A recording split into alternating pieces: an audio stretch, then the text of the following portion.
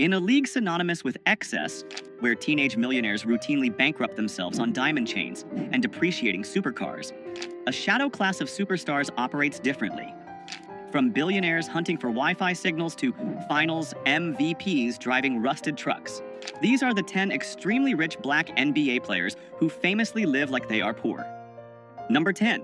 Trey Burke, the $5,000 man. When Trey Burke was selected 9th overall in the 2013 NBA draft, he was immediately handed the keys to a kingdom most people only dream of. The expectation for a top 10 pick is immediate and visible consumption. The entourage, the jewelry, and the sprawling mansion. The statistics regarding broke former athletes are terrifying, with some estimates suggesting that 60% of NBA players face financial hardships within 5 years of retirement. Burke looked at those numbers and decided he would not become a statistic. Despite signing a rookie-scale contract that guaranteed him millions of dollars over his first few years, Burke instituted a financial lockdown that baffled his peers. He placed himself on a strict, non-negotiable allowance of $5,000 a month. To the average person, $5,000 is a healthy amount of money. But in the context of the NBA, where a single table at a nightclub can cost $10,000, Burke was essentially living on minimum wage relative to his income bracket. This $5,000 had to cover everything. It wasn't just fun money. It was his operating budget for food, gas, clothing, and daily essentials. If he wanted a new pair of designer shoes, he had to check his balance. If he wanted to treat friends to dinner, he had to calculate the cost. It was a self-imposed scarcity designed to simulate the real world while his actual millions sat in investment accounts, compounding untouched. Burke's philosophy was simple. If he could learn to be happy and functional on a budget that didn't require an NBA salary, he would never be beholden to the game. While other rookies from the class of 2013 were leasing fleets of cars and burning through their signing bonuses, Burke was building a financial runway. He understood that the hardest position to play in professional sports isn't point guard. It is the role of the disciplined man who says no to the lifestyle the world expects him to live. Number 9. Grant Hill. The old money mindset. Grant Hill entered the NBA in the 1990s not just as a player, but as a brand.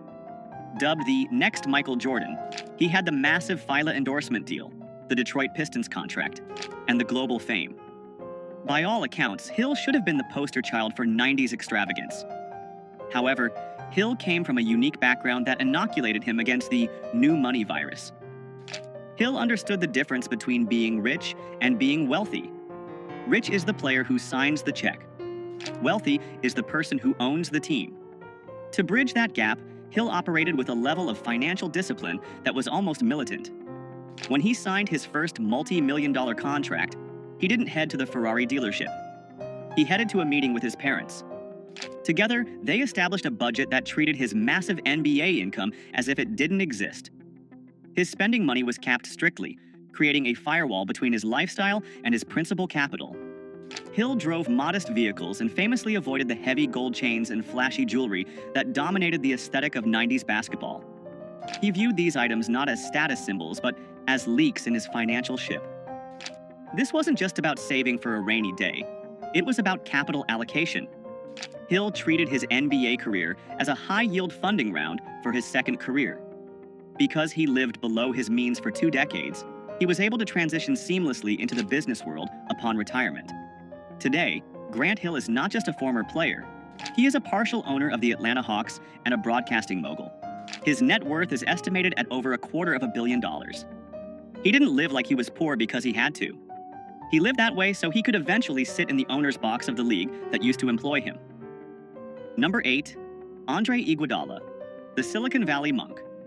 Andre Iguodala is perhaps the most sophisticated financial mind to ever play in the NBA. During his tenure with the Golden State Warriors, he found himself physically located in the heart of global wealth creation, the San Francisco Bay Area. While his teammates were focused on the court, Iguodala realized that the real game was happening in the boardrooms of the tech startups surrounding the arena. Iguodala didn't just want to invest, he wanted to be respected by the venture capitalists building the future. To do that, he had to strip away the dumb jock stereotype. He adopted a lifestyle of extreme modesty relative to his income, often referred to as his monk phase. He openly discussed the shock of his early career spending, realizing that dropping thousands on designer clothes was a fool's game. He pivoted aggressively. Iguodala began reading books on asset allocation and market caps instead of browsing luxury catalogs. He drove practical cars and wore nondescript clothing to meetings on Sand Hill Road, blending in with the tech investors rather than standing out as a celebrity. He famously consolidated his life, cutting out the noise of luxury to focus on stacking paper for the long haul. This frugality allowed him to funnel significant portions of his salary into high-risk, high-reward tech seeds. He was an early investor in juggernauts like Zoom, Cloudflare, and Datadog before they became household names. He co-founded the Players Technology Summit, teaching other athletes how to secure their financial futures. Iguodala didn't want to be the guy with the coolest car in the parking lot. He wanted equity in the apps on everyone's phone. By living modestly, he turned his NBA paycheck into a venture capital war chest, proving that the greatest luxury is financial freedom. Number 7. Chris Paul, the point god of budgeting. Chris Paul is known as the point god for his uncanny ability to control the tempo of a basketball game, but his control over his personal balance sheet is even more legendary. Paul is the current face of financial literacy in the NBA, serving as a longtime president of the National Basketball Players Association, NBPA. His obsession with budgeting isn't just a quirk, it's a message he preaches to every rookie who enters the league. Paul's frugal mindset was cemented before he played a single minute of professional basketball. When he declared for the draft, the standard procedure for agencies was to offer a line of credit or an advance to potential top picks. His agents offered him a $100,000 advance, flash money intended to buy the obligatory draft suit, the jewelry, and the down payment on a luxury car. It is a trap that hooks players into debt before they earn a dime. Paul's parents intervened immediately. They advised him to reject the six-figure advance and take only $25,000. They told him bluntly, if he couldn't survive on $25,000 for a few months, he wasn't mentally ready to handle the millions that would follow.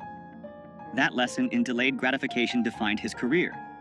Even after earning hundreds of millions in salary, Paul remains notoriously careful with his spending. He is famous for buying clothes that don't carry designer price tags and emphasizes that time is the only asset you can't budget for. He urges younger players to look at the burn rate of their lifestyle. Chris Paul lives rich by refusing to let his lifestyle dictate his choices, proving that you can sign a max contract and still respect the value of a single dollar. Number 6. Jimmy Butler, the hustler in the minivan. Jimmy Butler is an enigma in the world of professional sports. He signs contracts worth hundreds of millions, yet he moves with the gritty energy of a man who is still trying to make rent. His frugality is not passive, it is performative and aggressive. Butler is famous for his disdain for the stupid tax, the extra money celebrities pay just to look important. For years, stories circulated about Butler driving a Toyota Sienna minivan. This wasn't because he couldn't afford a Bugatti. He owns high-end cars. But he frequently chose the minivan because of its utility and anonymity. In a minivan, nobody asks for money. In a minivan, you can navigate the city without the flashing lights of paparazzi. It was a strategic choice to live below the radar. But the absolute peak of his poor mindset occurred during the 2020 NBA bubble in Orlando. While other multimillionaire players were complaining about the amenities and the food, Butler saw a gap in the market. He realized there was no premium coffee available on the Disney campus. Using his own espresso machine and beans he brought in, he started Big Face Coffee. He operated out of his hotel room like a college dorm hustle. But here is the genius. He charged $20 for a cup of coffee. It didn't matter if it was a small, a medium, or a large. It didn't matter if you were a fellow superstar or a coach. The price was $20, cash only. He was grinding beans and obsessing over cash flow, genuinely excited about making a few $100s a day, despite earning over $30 million a year on the court. He didn't need the money, he needed the hustle. Butler lives below his means because he prefers the chase of making money over the boredom of spending it. Number 5. Carmelo Anthony, the coupon king. Carmelo Anthony is one of the most prolific scorers in NBA history. A future Hall of Famer, he has earned hundreds of millions in NBA salary alone, not to mention his lucrative signature shoe deal with Jordan Brand. He has the means to buy entire grocery store chains, let alone the groceries inside them. And yet, if you were to stand behind him in a checkout line, you might see him scanning a digital coupon. Melo has openly admitted in interviews, including a notable sit-down with CBS Sports, that he is a coupon clipper. To the outside observer, this seems absurd. Why would a man with a net worth rivaling the GDP of a small island nation care about saving 50 cents on paper towels or getting a discount on a box of cereal? The answer lies in his background. Growing up in Baltimore, Anthony saw how quickly money could vanish. That early exposure to scarcity created a permanent filter on his spending habits. For Melo, using a coupon isn't about the 50 cents. It's about the principle of value. It is a refusal to be overcharged simply because he has the capacity to pay. He advises younger players to count the pennies, searching for deals on hotels and essentials even when they don't have to. But don't mistake this for being cheap. It's about allocation. While he saves on groceries, he pours millions into Melo 7 Tech Partners, his venture capital firm that invests in digital media and consumer technology. Carmelo proves that true wealth is knowing when to spend big on equity and when to save small on eggs. He refuses to let the celebrity surcharge eat into his family's legacy. Number 4. Tim Duncan, the Oldsmobile icon. Tim Duncan is the patron saint of boring wealth. In a league of peacocks, Duncan was a tortoise, slow, steady, and armored against nonsense. His 19-year career with the San Antonio Spurs brought him 5 NBA championships and over $240 million in salary earnings. Yet, if you saw him at a gas station in San Antonio, you would assume he was an IT manager on his way to a casual barbecue. Duncan famously rejected the fashion runway culture of the NBA. He wore oversized flannel shirts and baggy jeans that looked like they were purchased from the clearance rack of a big box store. He didn't wear them to be ironic. He wore them because they were comfortable, and he saw no logic in replacing clothes that were still functional. His approach to cars was equally utilitarian but passionate. While his teammates were leasing the latest Bentleys and Rolls-Royces, Duncan was often seen driving a customized, but decidedly unflashy, Oldsmobile. This wasn't because he hated cars. In fact, he loved them so much he opened his own auto shop, Blackjack Speed Shop. But he viewed cars as machines to be worked on, not status symbols to be displayed. His poverty lifestyle was actually a masterclass in indifference. He simply did not care about the opinions of others. He didn't need a stylist. He needed a rebound. He didn't need a VIP section. He needed a quiet dinner. This lack of ego in his spending protected him from the sharks that circle NBA stars. Tim Duncan didn't just save money, he saved energy. He retired as one of the wealthiest players in history, not because he made the most, but because he spent the least on things that didn't matter. Number 3. Giannis Antetokounmpo, the scarcity survivor. For Giannis Antetokounmpo, living like he is poor isn't a financial strategy. It is a muscle memory.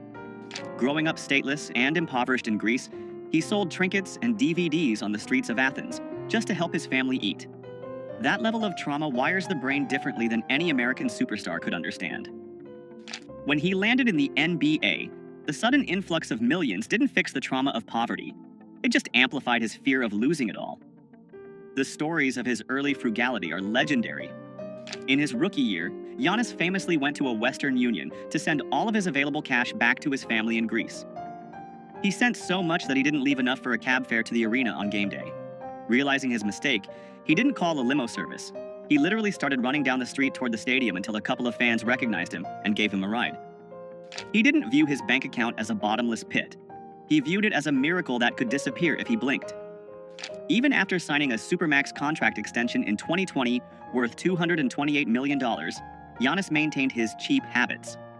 He was famously caught on video celebrating a free smoothie, genuinely excited about saving a few dollars. He used to share basketball shoes with his brothers because he couldn't fathom owning multiple pairs. Giannis lives with a scarcity mindset in a world of infinite abundance. He constantly reminds himself that the luxury isn't guaranteed. He collects free water bottles from team facilities, not because he can't afford water, but because waste feels like a sin. He doesn't spend like a king. He spends like a survivor who remembers exactly what hunger feels like. Number 2. Kawhi Leonard, the gas guzzler. Kawhi Leonard is the ultimate glitch in the NBA matrix. He is a 2-time NBA champion, a 2-time Finals MVP, and a man who has signed contracts totaling well over $250 million. By any metric, he is NBA royalty. And yet, long into his superstar career, he was still driving a rusted 1997 Chevy Tahoe. This wasn't a vintage car collection flex. This was his daily driver from his college days at San Diego State. He affectionately nicknamed it the Gas Guzzler. When asked by the media why a man earning over $20 million a year was driving a vehicle that belonged in a scrapyard, his answer was deadpan and perfect. It runs and it's paid off. That sentence sums up the entire philosophy of the richest frugal players. It works, so why change it? But the story gets even better. Kawhi Leonard, a man with a 9-figure net worth, once legitimately panicked because he lost his stash of coupons for Wingstop. He wasn't worried about the cost of the wings. He was stressed about losing the deal. He loves the mango habanero flavor, but he loves the value proposition even more. He approaches his finances with the same robotic, emotionless efficiency he uses to defend the best players in the world. No flash, no drama, no wasted motion. Kawhi Leonard lives in a tax bracket where he could buy a Wingstop franchise every week, but he prefers the satisfaction of getting a free meal because the coupon says he earned it. He proves that being rich doesn't mean you have to be wasteful. Number 1, LeBron James, the billionaire penny pincher. And finally, we arrive at the king. LeBron James is not just a rich basketball player. He is the first active NBA player to be officially certified as a billionaire by Forbes. He owns the Spring Hill Company, he has equity in Fenway Sports Group, owners of the Boston Red Sox and Liverpool FC, he owns pizza franchises, and he has a lifetime deal with Nike. His empire is vast, his reach is global, and his wallet is practically bottomless. And yet, he is arguably the cheapest player in the history of the league when it comes to small expenses. This isn't a rumor, it is a locker room fact confirmed by his best friend, Dwyane Wade. LeBron James, the man who could buy a streaming service outright, refuses to pay $4.99 a month for ad-free Pandora. He listens to commercials. He sits in the gym, lifting weights, waiting for a 30-second ad to finish rather than spending $5. But it goes deeper. LeBron famously refuses to turn on data roaming on his phone when he travels internationally. If there is no Wi-Fi, the king goes dark. He will walk around a foreign city, hunting for a free signal like a backpacker on a budget.